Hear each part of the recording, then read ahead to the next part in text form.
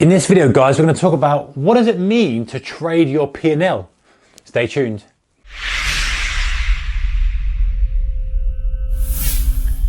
Hey traders, a very warm welcome to you. So have you heard this phrase?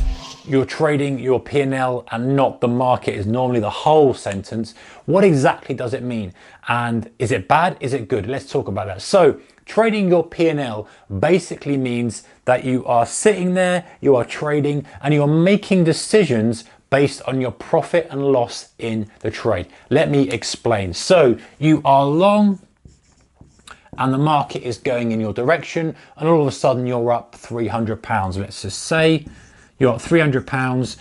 You say, you know what, I would like to have £300 profit on this trade. I'm going to close it. So you close the trade out and you take £300. However, the market has just done this. You have just bought this here, this nice double bottom pattern, and it's just ripped to the upside. You've got nothing resistance up here. You've got a gap up here. You've got fresh air here. It's just pulling back slightly and it's about to kick off momentum. You know that you'd be buying that normally. However, you've seen that you're up 300, so you're closing the trade. That is what's called trading your P&L and not the market. Because if you weren't looking at your P&L and you were just looking at this, you'd be holding this. Because for whatever reason, I'm not saying specifically this is good, but if you weren't looking at your P&L, you'd say, hey, I want to hold this because I think we're going to gap fill. All of a sudden, if you'd have been trading the market, you'd be up 600 instead of up 300. So it's not a good thing to do. You need to be looking just at the market. Now,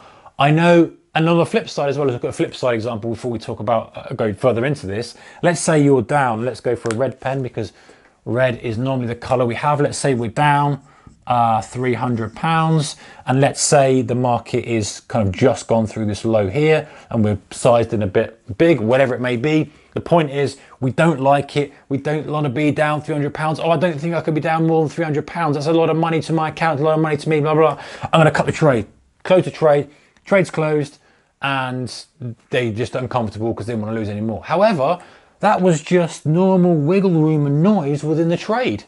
You know that from your plan that that's the sort of thing it does. You've just gone a little bit too big and you've looked at your P&L and you've got, okay, I want to pull the trigger on the exit. So it works both ways. Generally speaking though, it does work more, it's more akin to someone taking profits too early based on their P&L. You know, I knew a guy who would, every time the trade would go his direction and would cover his monthly mortgage bill, he'd close it.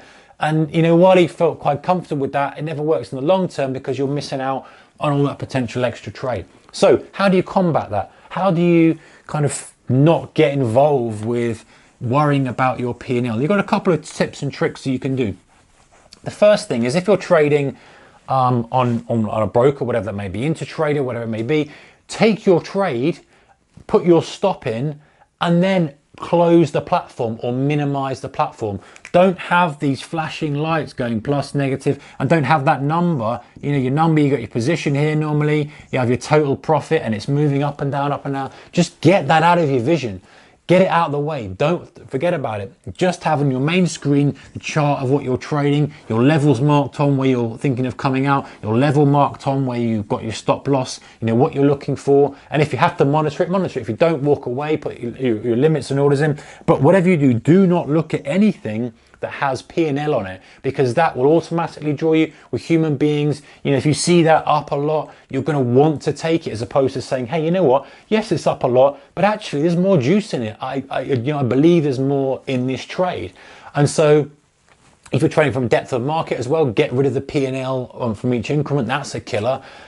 Broker, as I say, minimize that kind of thing, and just be mindful that as long as you've got the risk capped, you've got your stop loss in place, you've got everything done that you need to do, you don't need to be watching every single minute tick. Focus on what you're there to do, the job in hand, which is to analyze the trade that you're doing. And even, you know, should you even be analyzing it? Should you even be looking at it? Or is it a point where you need to be looking at it? That should be part of your trading plan. So don't focus on your P&L. Definitely don't trade your P&L. Always trade what you're trying to do, what the setup is, what the strategy is, the market in front of you. And if you do that, you'll see improvements in trading. All right, guys, take care. See you in the next video. Goodbye.